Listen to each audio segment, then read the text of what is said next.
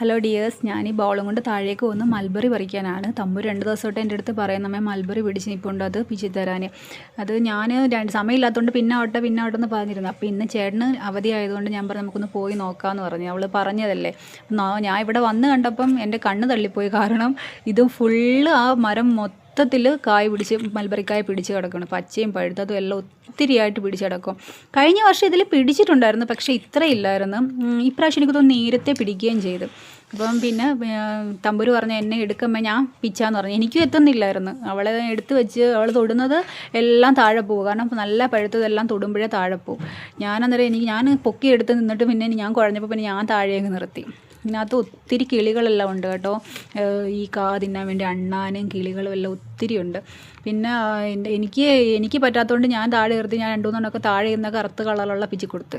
കറുത്ത കളറുള്ളതല്ലേ മധുരമുള്ളത്. പിന്നെ അവർ അച്ഛൻ്റെ അടുത്ത് പറഞ്ഞ് അച്ഛനെ എടുക്ക്, ഞാൻ മുകളിൽ നിന്ന് പറിച്ചെടുക്കാമെന്ന് പറഞ്ഞു. ഈ കറുത്ത കളറിലുള്ളത് അവൾ തൊടുന്നതെല്ലാം താഴെ പോവുക. കാരണം ഈ നല്ല പഴുത്ത് നിൽക്കുന്നതുകൊണ്ട് ഇത് ജസ്റ്റ് ഇതിന് കട്ടിയുള്ളതല്ലല്ലോ, അപ്പോൾ തൊടുമ്പോഴേ താഴെ പോവുക. പിന്നെ അവർ അച്ഛൻ്റെ അടുത്ത് പറഞ്ഞ് എന്നെ താഴെ ഇടല്ലേ പറഞ്ഞ് പേടിച്ചിട്ടായിരിക്കുന്നത്. അങ്ങനെ പറയുന്നത്, എന്നെ താഴെ ഇടല്ലേ മുറുക്കെ പിടിച്ചോടേന്ന്. അപ്പോൾ ആ സൈഡിൽ നിന്ന് പിച്ചിട്ടൊന്നും കിട്ടിയില്ല. ഒരെണ്ണം കിട്ടിയത് അവൾ കഴിക്കുകയും ചെയ്തു. പിന്നെ അപ്പുറത്തെ സൈഡിൽ വന്നിട്ട് പറഞ്ഞ് ഇവിടുന്ന് പിച്ചാൽ വെച്ചാൽ ഈ സൈഡിൽ പോകാമെന്ന് പറഞ്ഞ് അവൾ സൈഡിൽ പോയി. അവിടെ നിന്ന് ഇത് തന്നെ നടന്നത്. തൊടുന്നതെല്ലാം താഴെ പോകുക. അച്ഛൻ എടുത്ത് വെച്ചുകൊണ്ട് ഇങ്ങനെ ഇരിക്കുക തോളയിൽ.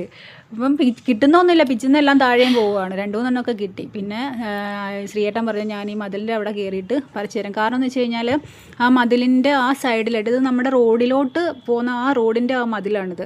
അപ്പോൾ ഇതിൻ്റെ സൈഡിലോട്ട് ആ ശാഖകൾ 2-3 കിടപ്പുണ്ട്. അപ്പോൾ അതിൽ നിറയെ കാ നിൽപ്പുണ്ട്. അതുകൊണ്ടാണ് പറഞ്ഞത് അതിൽ കയറി പറിച്ചു തരാം. ഇത് സൂക്ഷിച്ച് കയറണമെന്ന് ഞാൻ പറഞ്ഞത്. കാരണം മുള്ളു പോലെ ഇങ്ങനെ നിൽക്കുകയാണിത്. അപ്പോൾ അതിനകത്ത് ഈ കൊണ്ടുവെല്ലാം കയറി കഴിഞ്ഞാലോ എന്ന് വിചാരിച്ചിട്ട് ശ്രദ്ധിച്ച് കയറാൻ പറഞ്ഞതാണ്. അപ്പോൾ അവിടെ ഇങ്ങനെ ചാരി എന്നിട്ട് പിച്ചിയാണ്. അപ്പം താഴെ എന്നിട്ട് പറയാണ് ആ പിച്ചി എടുത്ത എല്ലാം ഇങ്ങോട്ട് തന്നോ, ആ ബൗളിലോട്ട് ഇട്ട് തന്നോ, ഞങ്ങൾ കഴിച്ചോളാം എന്നാണ് പറയുന്നത്.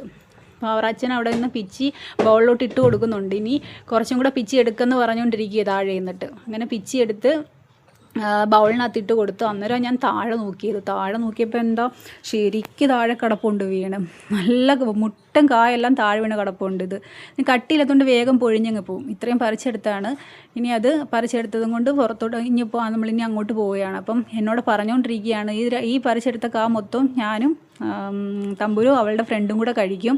കാരണം ഇവരെന്നും പോയി ഇതിൻ്റെ ചോട്ട് നിൽക്കും, പക്ഷേ ഇവർക്ക് കിട്ടാറില്ല കറുത്തത്. വലിയ കുട്ടികളൊക്കെ വന്നിട്ട് പച്ച പിച്ചിയിട്ട് പച്ച ഇവർക്ക് കൊടുക്കും, പഴുത്ത അവർ കഴിക്കുകയും ചെയ്യും. അപ്പോൾ ഇവർക്ക് പച്ച മാത്രമേ കിട്ടുള്ളൂ. അപ്പോൾ ഇത്രയും കിട്ടിയപ്പോൾ ഭയങ്കര സന്തോഷമായി. കറുത്തത് നല്ല മധുരമുണ്ട് കേട്ടോ ഈ മൽബറിക്ക്.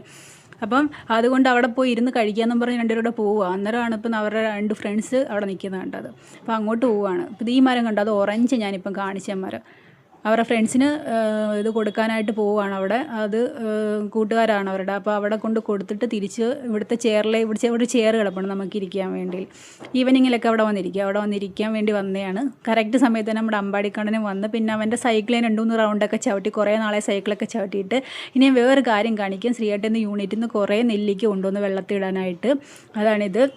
വെള്ളത്തിൽ ഇട്ട് വെച്ചിട്ട് ഞാൻ നിങ്ങളെ കാണിക്കുന്നതായിരിക്കും. അപ്പോൾ എൻ്റെ വീഡിയോ ഇഷ്ടമായെങ്കിൽ ലൈക്ക് സബ്സ്ക്രൈബും ചെയ്യുക. Okay, by.